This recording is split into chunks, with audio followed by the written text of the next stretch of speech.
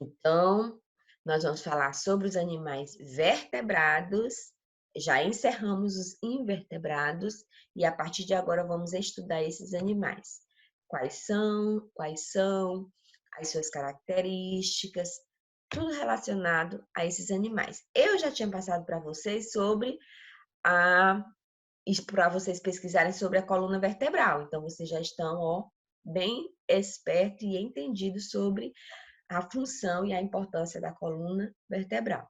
Por que que eu pedi essa atividade? Porque a coluna vertebral é uma das características marcantes destes animais, chamado de vertebrado, né? Os vertebrados, eles fazem parte do reino animal, do filo dos cordata, e uma característica desse filo é a presença da coluna vertebral. Cordata, por quê, professora? Porque esses animais, eles têm uma estrutura chamada notocorda. Então, essa notocorda é que vai dar origem à coluna vertebral. Quando eles nascem, eles têm essa estrutura que, à medida que o animal vai se desenvolvendo, vai formando a coluna vertebral, ok?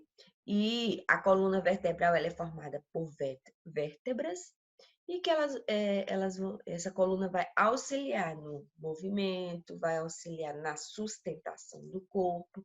Então, ela é extremamente importante. Outra característica que nós observamos nesses animais é que eles podem ser ectotérmicos ou endotérmicos. O que seria esses ectotérmicos? São animais que dependem da temperatura externa, da temperatura do ambiente, para regular a temperatura do corpo, que são os peixes, os anfíbios, os répteis. Então, a maioria desses animais, eles vão precisar se expor à temperatura do ambiente. Por exemplo, se eles precisam regular a temperatura do seu corpo, está muito frio, então eles precisam aumentar a temperatura, eles vão se expor ao sol. Vocês já devem ter assistido algum vídeo mostrando alguns répteis exposto àquela areia quente, parado lá. Muitas vezes ele está ali buscando regular essa temperatura. Já os endotérmicos, eles não dependem da temperatura do ambiente. Internamente, eles já têm estruturas que regulam o seu corpo. Independente de estar frio ou quente, eles possuem estruturas que vão permitir essa regulação da temperatura do corpo. Exemplos de endotérmicos são as aves, que eu coloquei uma imagem, e os mamíferos, que somos nós. Então, nós, mamíferos, somos endotérmicos. Eu não preciso ficar no sol para que a minha temperatura interna seja regulada. Ela naturalmente é regulada, ok? Então, ectotérmicos depende da temperatura externa, fora do corpo, do ambiente. Endotérmico não precisa, ele já tem dentro de si, no seu interior, uma fonte de regulação de temperatura. Quais são as classes dos vertebrados? Eles são divididos em 5 classes, que são os répteis, os anfíbios, os peixes, as aves e os mamíferos. Então, não esqueçam, vamos lá? Na sequência que eu coloquei: peixes, anfíbios, répteis, aves e mamíferos. Até porque existem alguns conceitos na ciência, né, sobre a evolução dos animais. E eles acreditam que os animais, os seres vivos, eles evoluíram a partir dessa sequência: peixes, anfíbios, répteis, aves e mamíferos. E nós vamos estudar cada um detalhadamente. Primeiro, vamos falar sobre os peixes. Então, quais são as principais características dos peixes? Primeiro, são animais aquáticos, né? São animais que vivem na água, eles não conseguem viver fora da água. Eles podem ser cartilaginosos ou ósseos. O que vai depender ao tecido que é formado esse osso, né? Por exemplo, os peixes cartilaginosos, o tecido que forma a sua estrutura óssea é um tecido cartilaginoso. Já os peixes ósseos é formado por tecido ósseo. Os cartilaginosos, eles são chamados de condríctes.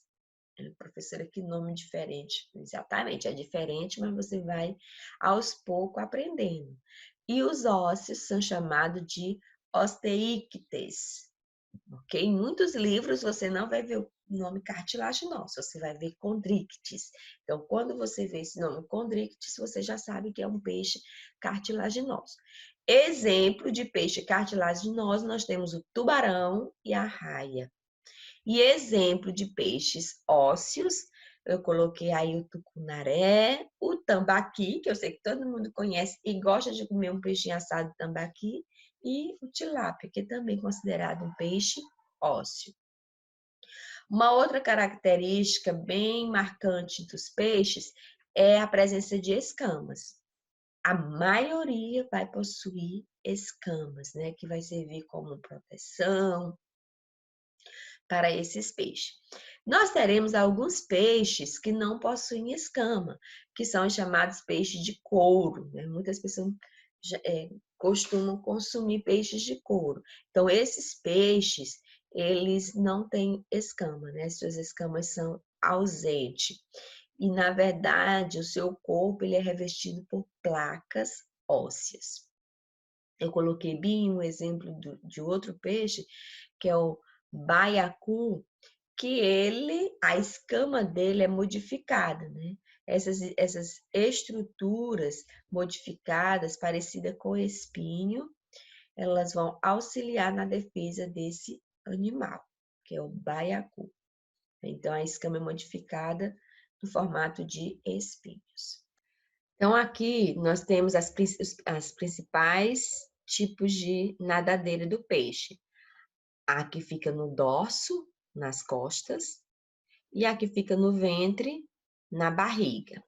No ventre, nós vamos ter a nadadeira peitoral e a nadadeira pélvica, que elas vão auxiliar o peixe a subir. Nós vamos ter também a nadadeira anal, nós vamos ter a nadadeira caudal, a adiposa, né? Alguns peixes têm essa nadadeira, a dorsal. A dorsal e a anal vão ajudar no equilíbrio do peixe. E a nadadeira e a adiposa também. E a caudal vai ajudar no impulso. Então, o peixe ele vai dar aquele impulso para frente através da nadadeira caudal. Nós vamos ter também essa linha lateral, vocês observam aqui, ó, que é uma estrutura sensorial do sistema nervoso do peixe. É através dessa estrutura que o peixe consegue perceber o ambiente.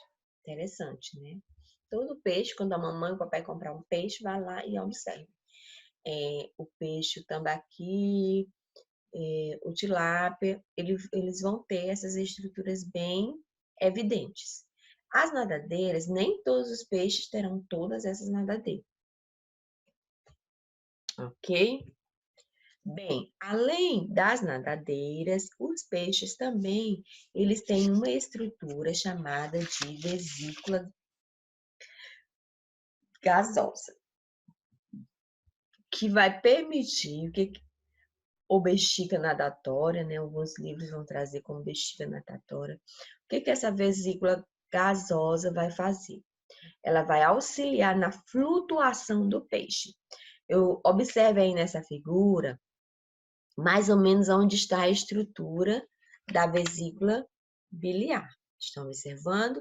Então, nessa figura, a vesícula está cheia. Quando ela está cheia, o corpo do peixe ele fica menos denso.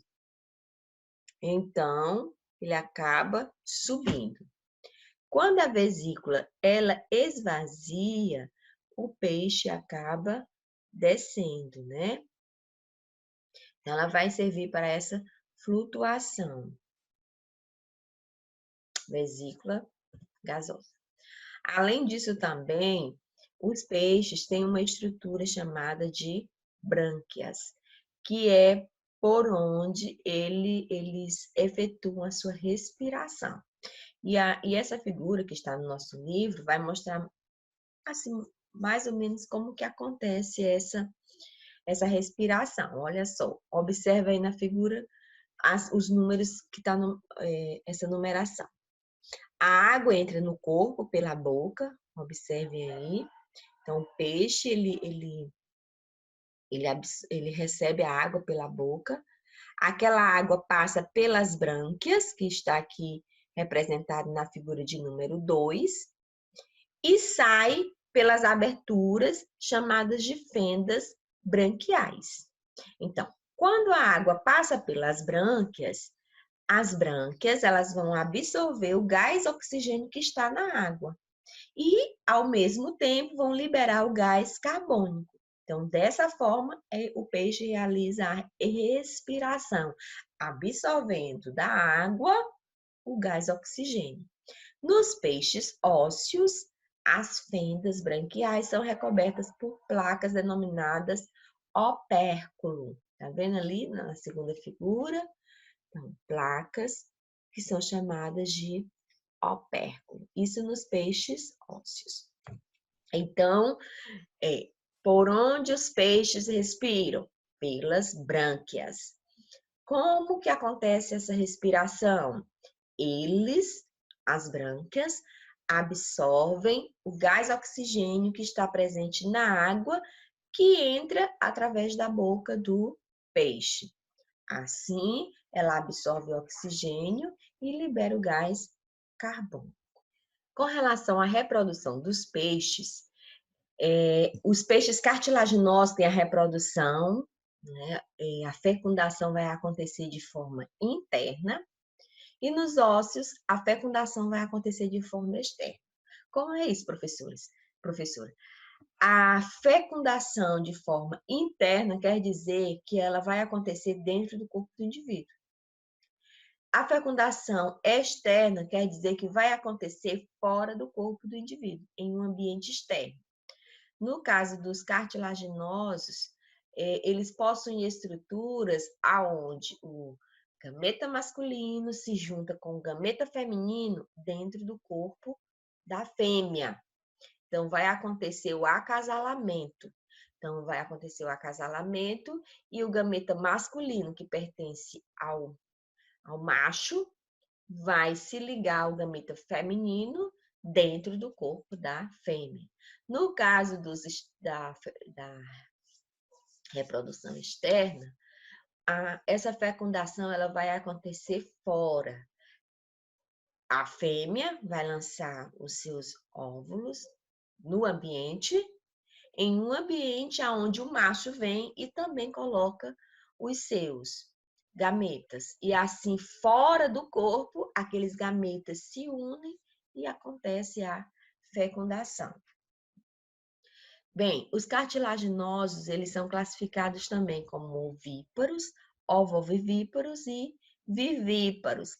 Para quem não lembra, vamos relembrar aqui, ovíparos são aqueles que colocam ovos, ovovivíparos são aqueles que retêm o ovo dentro do corpo da mãe, eles colocam o ovo, mas o desenvolvimento do embrião dentro do ovo acontece dentro do corpo da mãe.